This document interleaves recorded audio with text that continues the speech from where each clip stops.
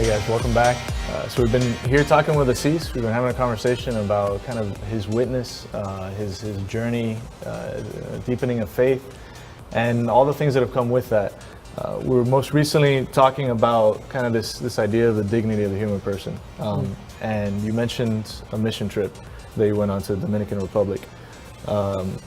Maybe we can talk a little bit more about that, because it sounded like that was a really important aspect of kind of this turning point in your life, and like what happened there? What helped kind of change your focus? So that mission trip, that was to the Dominican Republic, and I kind of talked about joining this young adult group, that we're a part of. We also took a mission trip to Haiti, right. And this trip, more than the other one, because that trip to the Dominican Republic was it was like an experience of joy that I had never, felt without like things. Again, these people have like, dirt floors in their house. But this experience that I had in this Haiti mission trip was very different. And this is kind of like our topic for today, of like the dignity of the human person. This is where my eyes were kind of opened to really what that means.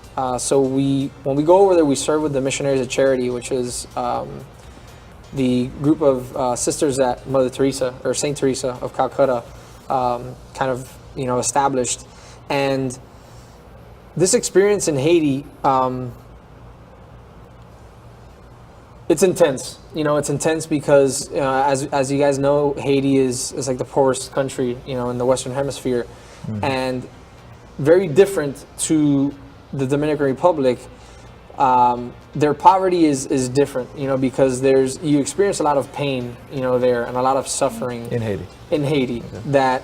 that I didn't encounter in the Dominican Republic. The Dominican Republic is very beautiful, and people are happy and joyous, and not saying that they're not in Haiti, but you see the distinct pain in people, like just like conditions that they're living in, and kind of stepping into that allowed me to, in specific encounters. So we take care of children, in a malnourishment clinic that they have there.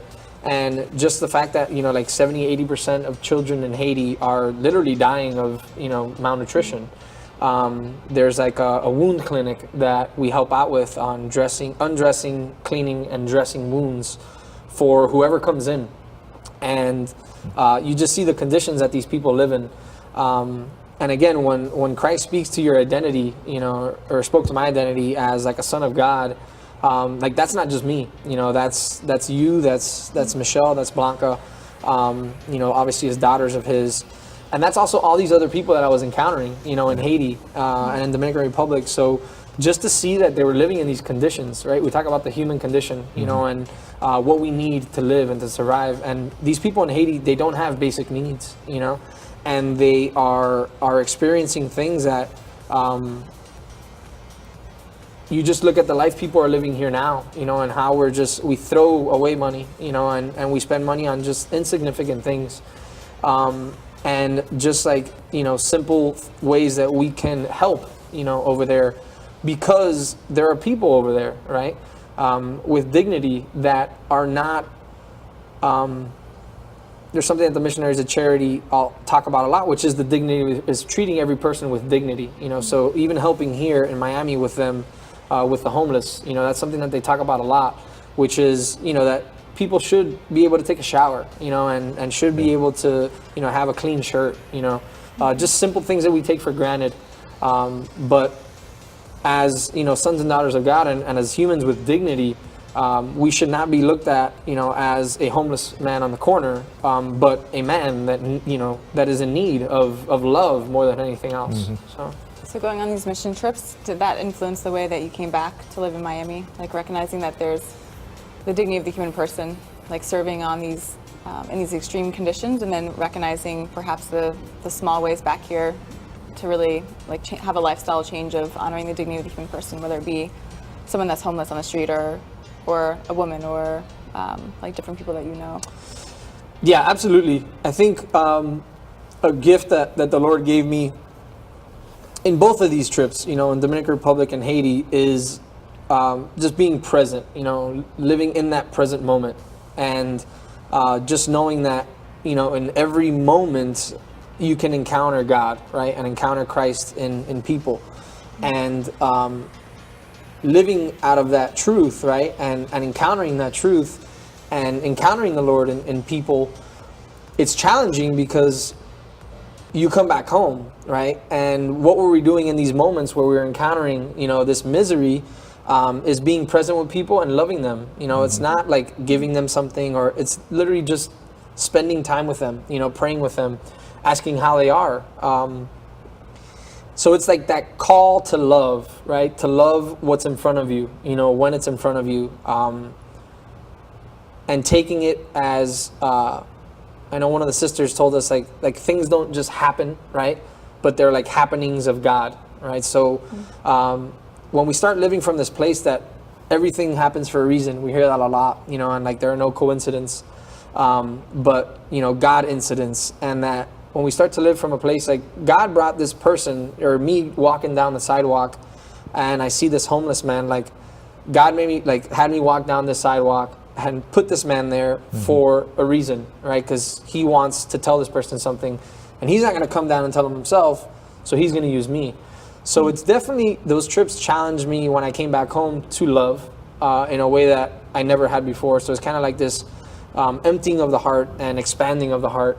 And God will do that, he'll stretch your heart in ways that you never thought possible, but again, putting our trust in him and allowing him to mold our hearts and to just give us opportunities to love people.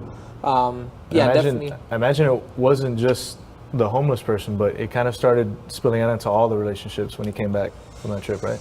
Yeah, it's funny you say that, because it became a lot easier for me to love, somebody in that extreme case than it was like my cousin, my brother, my mom, my friends, the guys that I live with.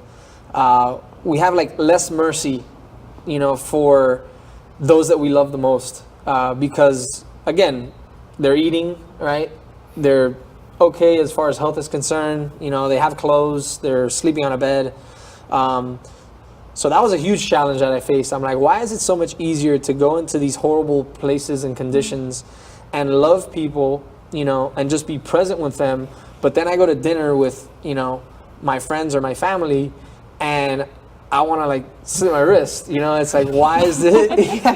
It's horrible to say, and it's because what I've realized is that, there are places of brokenness and of woundedness that we each have, and just, by osmosis of time spent with people, specifically our family, our wounds and our brokenness tends to be, come from them, and because obviously they're, dealing with their things, and obviously not intentional. So we kind of like protect ourselves, or kind of hold those things against them. So yeah, absolutely. It's definitely something that it needs to be applied to everybody. And that's kind of like the question that you asked before of sometimes it feels like you're going backwards. I would say that that's a great example of that, because it's like I go out there and I love this man who I don't know, but then I come home and I treat this person that I love, right, and know extremely well so poorly. So it's like, it's this like dance with God that you're like, man, like, why are you allowing me to do this but not this? And it's not him, right? It's us. Yeah, and even that is a tremendous blessing, because it starts to like bring that focus to the areas where you need to really improve, right? Those, you mentioned this idea of woundedness. I think that's the underlying thing, is that this guy on the street, you have no previous interactions with this person, so it's a blank slate, and it's a lot easier to jump in with like a positive attitude. But with our siblings, with our parents, like there are great moments that we've shared with them, but there's also like really tough moments, and there's things that, it's not just things that they've done, but things we've done to them, and there's this sense of shame, I would say, as well. There's also something with people on the street, that their poverty is more evident to us, where people that we are around, their poverty is more interior. It's like more of a spiritual poverty.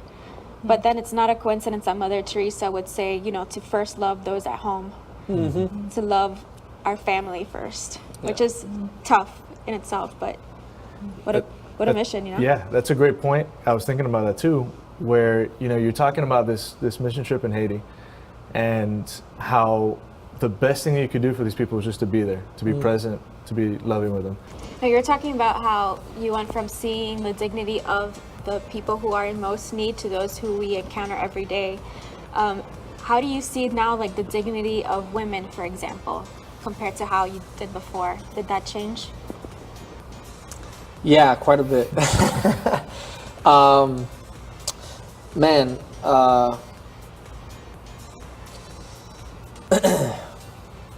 yeah, it definitely changed. It definitely changed.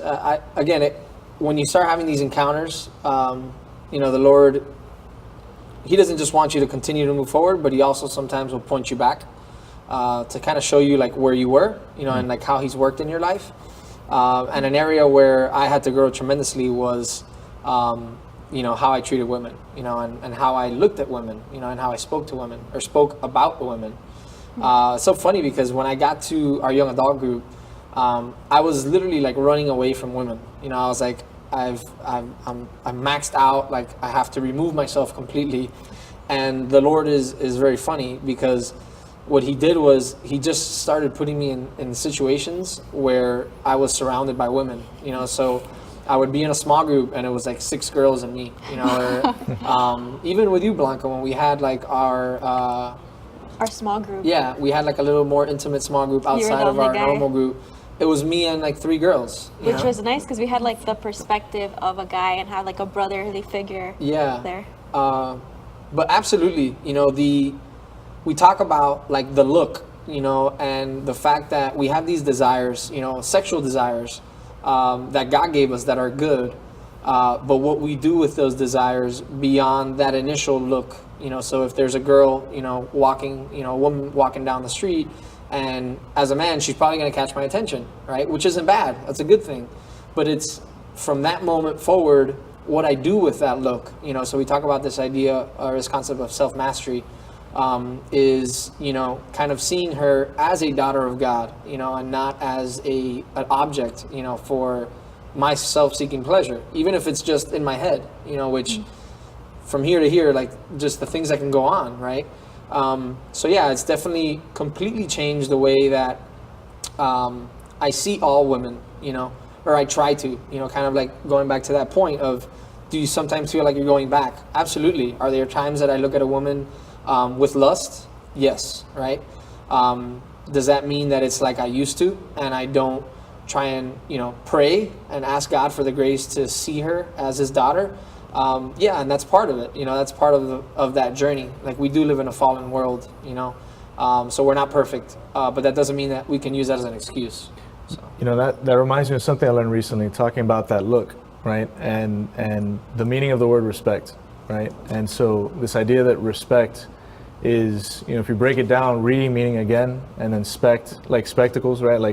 Like the look, like looking again, right? And so you have that initial look, that sexual desire, that sexual interest, and then your second look, like what does your second look say or do, or like where does it go? Does it look at the entirety of the human being? Does it, right. We have like as men and women, we each have like they call them like innate desires, and one of those of men, which was given to us by God, is just the way that we're made. We're like wired that way, is to conquer, and the fallen world that we live in, and society and things that we've been talking about, and the way that I was living my life is like to conquer work, to conquer women, but really it's quite the opposite. It's to conquer ourselves. It's to conquer ourselves for the good of the women that God puts in our lives, for the good of whatever work we have and the people we're going to be dealing with. So when we start looking at that word conquer and how the world sees it and how God calls us to see it, it's a good thing. It should be something that drives us to work on ourselves. And like you said, is like that looking again, is like not just running with that sexual desire, which God gave us and is good, but directing that towards Him, and not seeing women as things, as objects, but as daughters of God, as our sisters in Christ. To love and to protect, and to provide for, and again, like conquering ourselves for their good. So the idea of respect too, that it's not just respect towards the woman that we see on the street, but also, of course, respect to everybody and also respect for ourselves. Absolutely. That idea of respect for myself, what does that mean? That means taking a second look at like, and I think that's what you've been talking about a lot, is this idea of like taking a second look at your life. And like, that's how you came to realize there's a whole nother truer meaning to my life, right? Like, I think it's like the way that we treat and look and see people says a lot about what we think about ourselves, you know? So we talk about like that uniqueness and unrepeatability. And again, like the way we see others and treat others says a lot about what we think about ourselves.